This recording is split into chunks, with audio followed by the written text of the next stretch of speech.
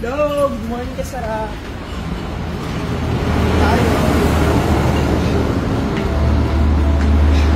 Dahil magkakapi ako, for today's video, papakain natin si Chichi. Ang aming alagang makulit.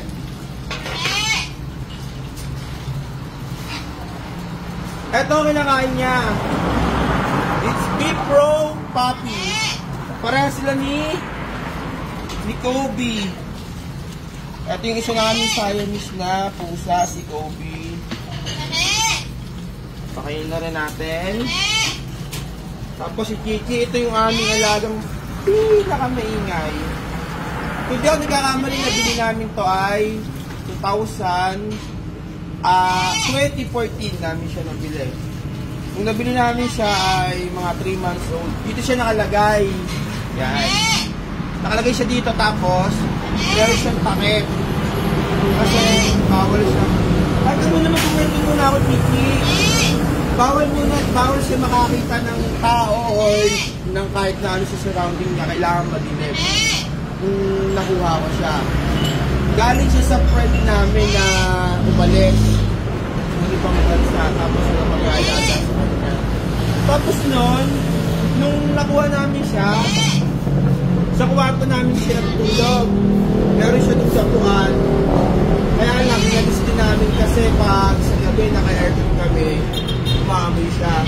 Pero dati rin natutulog sa kabilang bahay, sa bahay namin, before tayo pumunta dito, nakakawala siya. Ngayon na lang siya nakulong. Si Chichi, so yun na siya tatawagin niyo yung pangalan ko na Kuya Mangge, pat papakainin siya. Hindi naman wala pa man, no? Chi! Di ba? Ano tawag sa akin? Chi! Kuya Mangge. Kuya Mangge yung tawag niya sa akin. Dati nakakawala to eh. Kaya lang ngayon natatakot ako makawalan siya kasi mahirap na. Kasi makawala siya. Dumapo ka.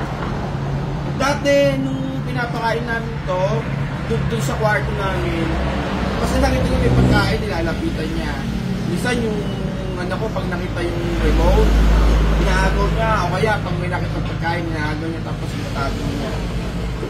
Siguro ngayon nasa ano na to, nasa, hindi ako nagkakamali, mga 8 years old.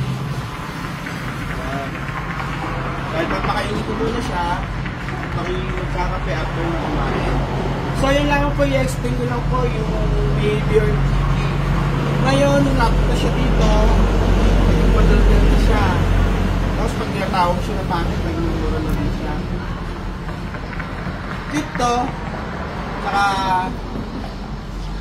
masigla.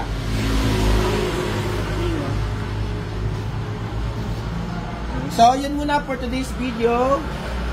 Bye-bye you!